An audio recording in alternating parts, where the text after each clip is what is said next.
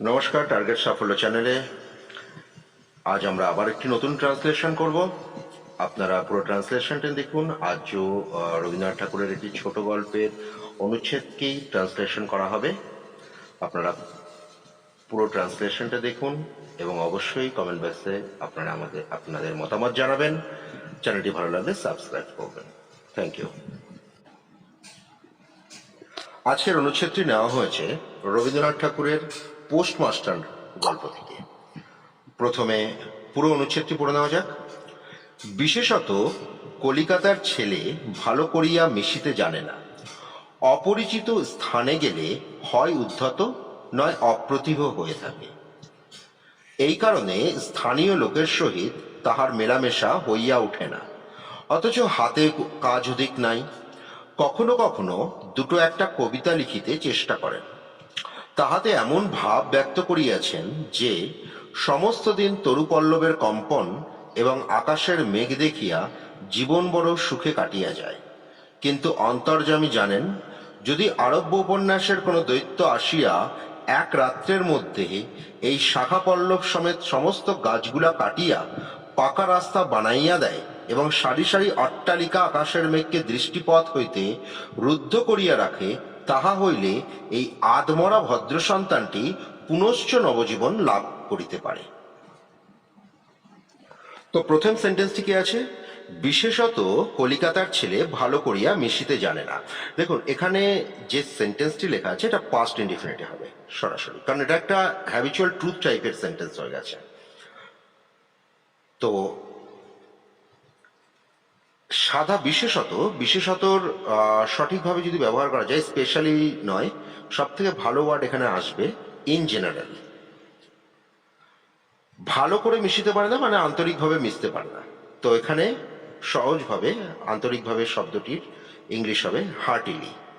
তো পুরো সেন্টেন্সটা হবে, in general Calcutta boys can not heartily associate with others. Calcutta boys করা হয়েছে, এটা প্লুরাল ফরম্যাটে করা হয়েছে।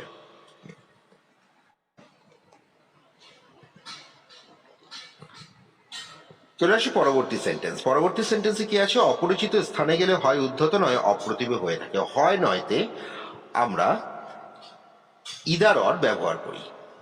অপরিচিত আনফ্যামিলিয়ার, উদ্ধত বোস্টফুল, আর অপ্রতিভ এম্বারাসড। তো সম্পূর্ণ সেন্টেন্সটা দেখে নেওয়া যাক। In an unfamiliar location they appear either boastful or embarrassed.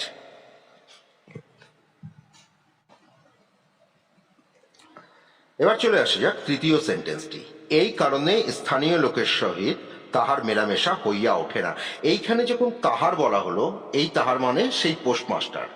Postmaster গল্পটির যিনি মেন চরিত্র, মূল চরিত্র, যাকে নিয়ে লেখা হয়েছে গল্পটি। তো সেক্ষেত্রে আমরা পাস্ট টেন্সে চলে যাব। মেলামেশা করা বা ঘনিষ্ঠ হওয়ার ক্ষেত্রে আমরা ব্যবহার করি ইন্টিমেট। তো পুরো সেন্টেন্সটা দেখে নেওয়া যাক। He could not with the locals for this reason. Locals মানে স্থানীয় লোক, এই কারণে for this reason। পরবর্তী সেন্টেন্স, অথচ হাতে অধিক কাজ নাই। খুবই সহজ sentence. On the other hand, there was not much work at hand. অথচ হাতে বেশি কাজ নেই। পরবর্তী সেন্টেন্স, কখনো কখনো দুটো একটা কবিতা লিখিতে চেষ্টা করেন। এখানে কবিতা বা গান রচনা, কম্পোজ, কবিতা রচনা করা বা গান রচনা করার ক্ষেত্রে রাইটও লেখা যায়, কম্পোজ ভালো ইউজ। কবিতার ইংলিশ পোয়েমও হতে পারে, কিন্তু উনি দু একটা কবিতা লেখেন বা কবিতার জাস্ট পার্ট কিছু লিখে রাখেন ছোট মোটো, তো সেক্ষেত্রে আমরা ব্যবহার করতে পারি ভার্স। কখনো কখনো অ্যাট টাইমস, তাহলে দেখে নেওয়া যাক। At times he tried his hand at composing a verse or two. পরবর্তী সেন্টেন্স, তাহাতে এমন ভাব ব্যক্ত করিয়াছেন যে সমস্ত দিন তরুপল্লবের কম্পন এবং আকাশের মেঘ দেখিয়া জীবন বড় সুখে কাটিয়া যায়। বড় বাক্য এটি, আমরা প্রথমে ছোট ছোট ভাগ করে নিই। প্রথম পাঠটি আছে তাহাতে এমন ভাব ব্যক্ত করিয়াছেন। In it he express the significance. এখানে সিগনিফিকেন্স মানে ভাব ব্যক্ত করা, এক্সপ্রেস। তারপরে কি আছে, জীবন, এখানে সমস্ত দিন তরুপল্লবের কম্পন এবং আকাশের মেঘ দেখিয়াকে পরে রেখে আগে রাখা যাক জীবন বড় সুখে কাটিয়া যায়। তো চলে আসি, that his life was being elevated with ecstasy. Ecstasy মানে পরম সুখ, ইলাভস মানে অতিবাহিত করা। পরবর্তী আমরা যে বাক্যটি নেব, সমস্ত দিন তরুপল্লবের কম্পন এবং আকাশের মেঘ দেখিয়া জীবন বড় সুখে কাটিয়া যায়। তাহলে সেক্ষেত্রে all day watching the tremors of leaves and the cloudlets in the sky. এখানে ট্রেমার মানে কাঁপা, ক্লাউডলেট এখানে মেঘকে বলা হয়েছে। তো পুরো সেন্টেন্সটা কি হবে, in it he expressed the significance that his life was being elapsed, passive voice করা হয়েছে। His life was being elapsed with ecstasy, all day watching the tremors of leaves and the cloudlets in the sky. পরের সেন্টেন্সটা আমরা দেখে নিই। কিন্তু অন্তর্যামী জানেন, যদি আরব্য উপন্যাসের কোন দৈত্য আসিয়া এক রাত্রের মধ্যে শাখা পল্লব সমেত সমস্ত গাছগুলা কাটিয়া পাকা রাস্তা বানাইয়া দেয় এবং সারি সারি অট্টালিকা আকাশের মেঘকে দৃষ্টিপথ হইতে রুদ্ধ করিয়া রাখে, তাহা হইলেই আদমরা ভদ্র সন্তানটি পুনশ্চ নবজীবন লাভ করিতে পারে। এখানে ট্রান্সলেশনটা করার আগে প্রথমে বাংলা সেন্টেন্সটাকে নিজের মতো সাজিয়ে নেওয়াটা খুব জরুরি। প্রথমে চলে আসা যাক, আমরা যে দুটো সেন্টেন্সকে এক করব, কিন্তু অন্তর্যামী জানেন, একদম তারপরে লাস্টে চলে আসা যাক, এই আদমরা ভদ্র সন্তানটি পুনশ্চ নবজীবন লাভ করতে পারে। এই দুটো সেন্টেন্সকে একদম প্রথমে রাখা হচ্ছে। তো এখানে আদমরা, আদমরা, মনমরা এইসব শব্দের ক্ষেত্রে আমরা ব্যবহার করছি মোরস। আদমরা মানে উনি ফিজিক্যালি মৃত তো নন, মনের দিক দিয়ে উনি, মানে ওনার মন খারাপ হয়ে গেছে গ্রামাঞ্চলে এসে, মোরস, MOROS। পুনশ্চ নবজীবন লাভ করা, তো নবজীবন লাভ করা বা প্রাণবন্ত হওয়াতে আমরা ইউজ করব রিজুভেনেট।